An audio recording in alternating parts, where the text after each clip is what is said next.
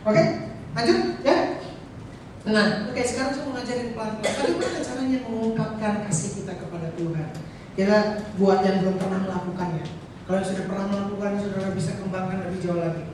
Satu kata saja yang bisa kita pakai kalau saudara belum pernah mempraktekannya, itu kata terima kasih. Saudara bisa mulai berkata, Tuhan terima kasih.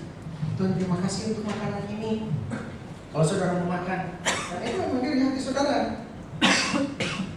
Tuhan terima kasih untuk makanan ini. Tuhan terima kasih untuk sekolah saya. Saudara dapat gaji. Tuhan terima kasih untuk gaji ini. Saya sangat senang dengan gaji ini. Terkutuklah bos saya gitu.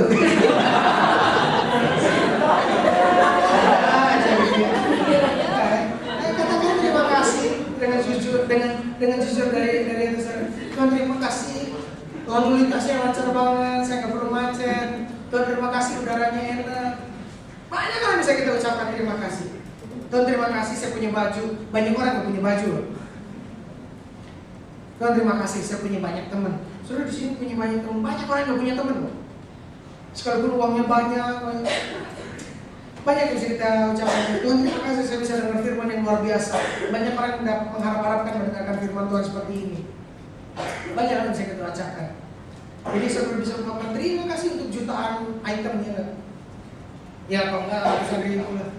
Saudara bisa kecilin ribuan, kecil lagi ratusan. Sepanjang hari saudara bisa ucapkan Tuhan terima kasih. Tuhan terima kasih untuk orang tua saya. Tuhan terima kasih untuk ibu saya. Tuhan terima kasih untuk sekolah saya. Banyak hal. Itu satu kata yang bisa saudara pakai. Ya, jadi banyak orang mengira bahwa satu-satunya cara untuk menyembah Tuhan adalah dengan nyanyian. Ya, itu tidak benar. Jadi banyak cara yang bisa kita pakai untuk menyembah Tuhan.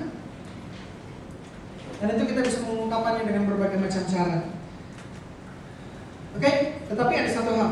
Cara terbaik untuk mengungkapkan kasih kita kepada Tuhan adalah dengan memberi hidup kita kepada Tuhan. Dengan apa? Dengan memberi hidup kepada Tuhan. Kita ini bahasa orang jatuh cinta kan gitu. Biasanya update satu saya pernah rasanya lihat baca. Engkau tidak dapat memberi tanpa mengasihi, tetapi engkau dapat memberi tanpa mengasihi, tetapi engkau tidak dapat mengasihi tanpa memberi. Siapa pernah bikin status kayak gini? Banyak. Tetapi saya paling nggak pernah, saya pernah deh baca kayak gini. Tetapi memang itu saya pikir betul. Memberi tanpa mengasihi bisa. Tetapi kita tidak dapat mengasihi tanpa memberi. Jadi kau harus ya, kalau kau mengasihi itu kau harus memberi.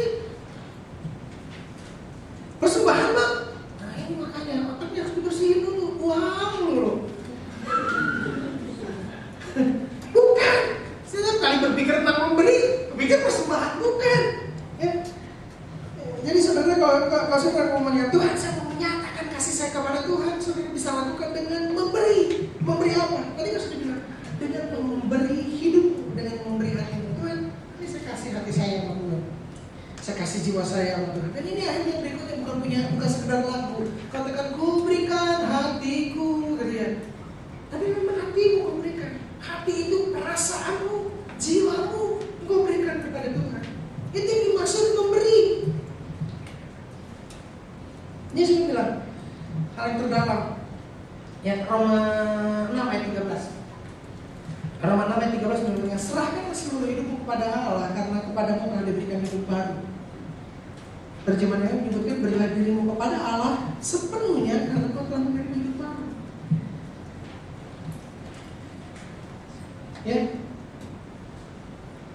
kau bisa mengasihi Tuhan dengan memberi. Memberi apa? Memberi apa? Memberi hidup. Coba saya mau tanya, kenapa kita tidak mau memberi hidup? Atau saudara, mengapa saudara tidak mau kasih hidup? Tidak mau memberikan hidup saudara kepada Tuhan? Ada yang menjawab? Gak apa-apa kok, jujur. Jujur di hadapan Tuhan itu tidak melukai Tuhan. Kenapa? Kenapa kita tidak mau ngasih hidup kita kepada Tuhan? Kenapa saudara tidak mau memberikan hidup saudara kepada Tuhan? Kenapa? Karena TAKUT. Betul? Karena takut, benar? Takut apa? Takut jadi orang aneh, benar? Ngomong takut saya ntar jadi pendeta lagi Pak. Ntar saya takut kayak yang di film. Ntar takut jadi orang fanatik paling gitu deh. Ya, banyak yang ditakutkan. Atau apa lagi? Ada yang saya takut ntar bang saya jadi kayak yang di TV gitu ya. Haleluya tuh. Itu tidak menjadi salah sebetulnya, tapi saya takut dijadikan orang, dijadikan ikon yang aneh. Iya enggak? Atau takut sama apa? Takut masa depan saudara, takut kehidupan saudara terancam, takut berbagai macam ketakutan. Nanti kita lihat bahwa nggak seperti itu. Saya mau sampaikan bahwa Allah tidak ingin mengubah kita menjadi sesuatu yang salah. Dia mau menjadikan kita seperti diri kita sendiri. Itu yang sebetulnya, itu yang sebenarnya. Jadi kalau kita menyerahkan hidup kita, percaya saya, Tuhan tidak akan membuat kita menjadi kayak orang gila, orang fanatik, orang yang tidak disukai, personal non grata katanya. Enggak.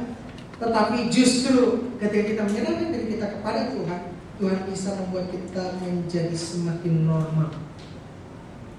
Justru itu seharusnya. Bukan semakin aneh.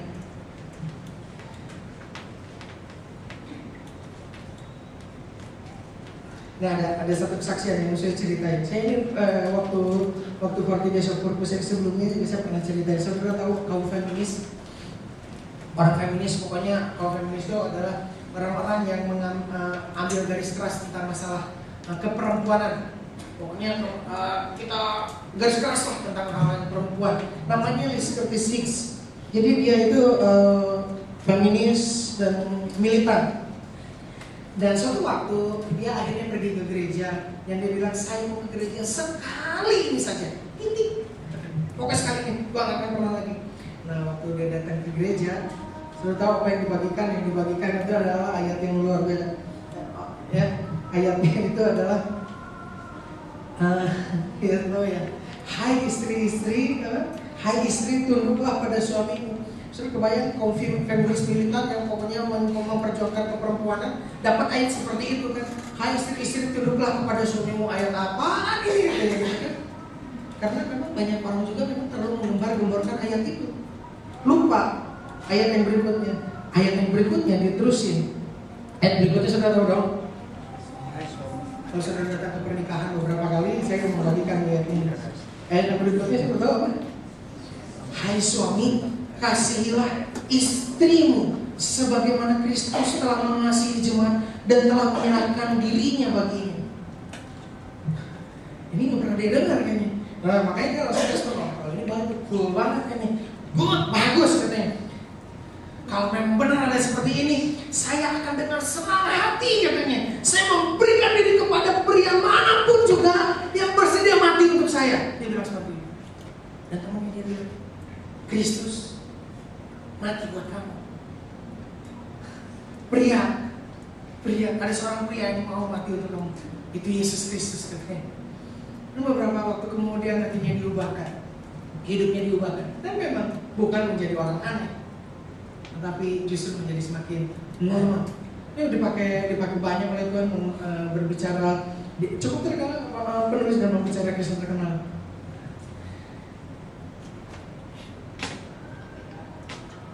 Ya, biasanya pertanyaannya seperti ini.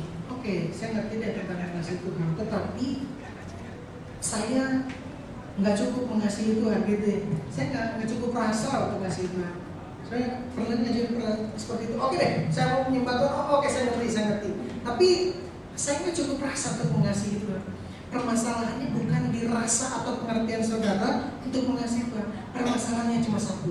Permasalahannya adalah bahwa saudara tidak menyadari betapa Tuhan sangat mengasihi saudara. Jadi ketika engkau katakan, cuma aku gak cukup mengasihi Tuhan, aku gak terlalu sayang, aku gak terlalu mengasihi Tuhan. Satu yang menjadi masalah adalah biasanya karena saudara tidak menyadari betapa Tuhan mengasihi saudara. Kalau begitu saudara memahami, begitu saudara menyadari, begitu saudara mengalami betapa besarnya kasih Tuhan sama saudara, maka saudara baru akan mulai mengerti, mulai akan nyambung, mulai dapat mengasihi.